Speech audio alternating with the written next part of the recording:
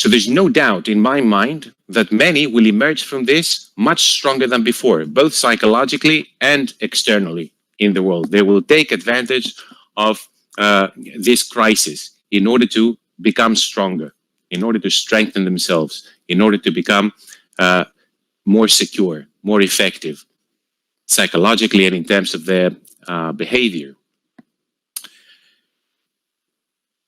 Now, irrespective of its origins and how quickly it will be resolved, which is still very unclear, COVID-19 or the responses to COVID-19, and I'm not really exploring today if the cure is worse than the disease, like many have argued, but irrespective of origins and how quickly it will be resolved, this crisis has shaken up the world in the space of a few short months. And you can see here some big changes in the way in which we greet ourselves, with the Eastern alternative, of course, being far more graceful, I think, compared to some of the novelties that are being proposed over here in the West, as is so often the case. And there have been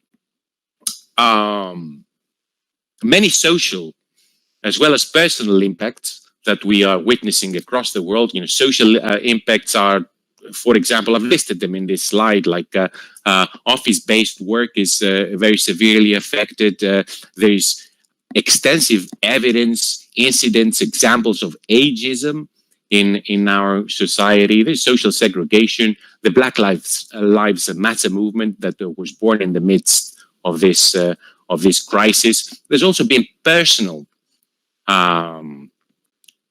impacts, like, for example, the psychological shock of lockdown, which is particularly pronounced in Western liberal democracies, because all of a sudden now people in these democracies are finding out that the state has the ability to shut down your business, separate you from your relatives, lock you inside your home, abolish your right to religious worship, and more. So that's been a particular shock for people in Western liberal democracies. And of course, there are changes in relationships and relationship breakdowns, changes of risk perception, and so on and so forth. Now, the important thing that I would like to note from the perspective of this particular webinar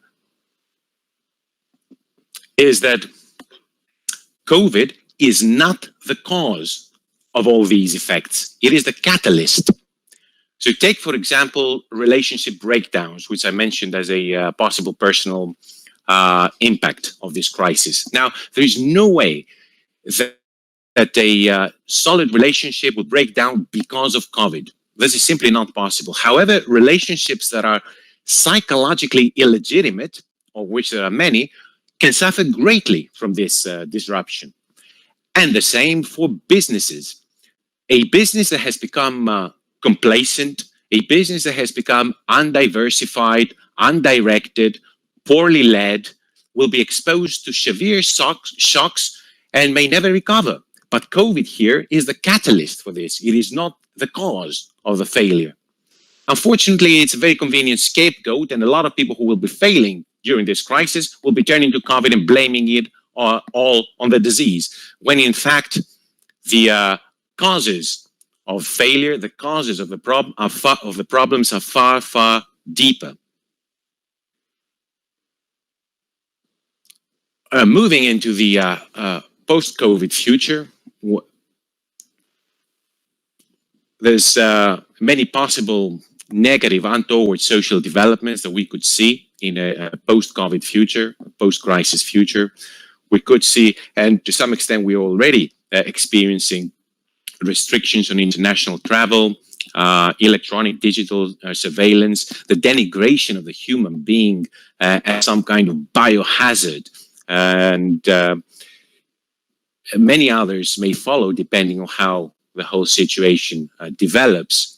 The important thing, again, that I would like to note for our purposes here is that the fundamental laws and facts of life will not be affected by this crisis. The perennial laws under which life unfolds will not be in the least affected by this turmoil.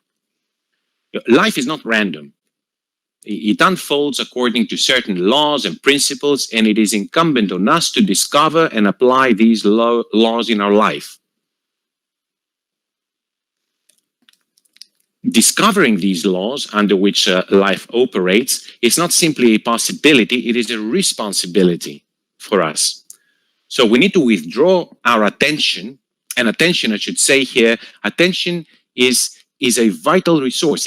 Attention is the vital resource today, not information. Attention is in short supply, not information. We are drowning in information, but our attention is our competitive advantage.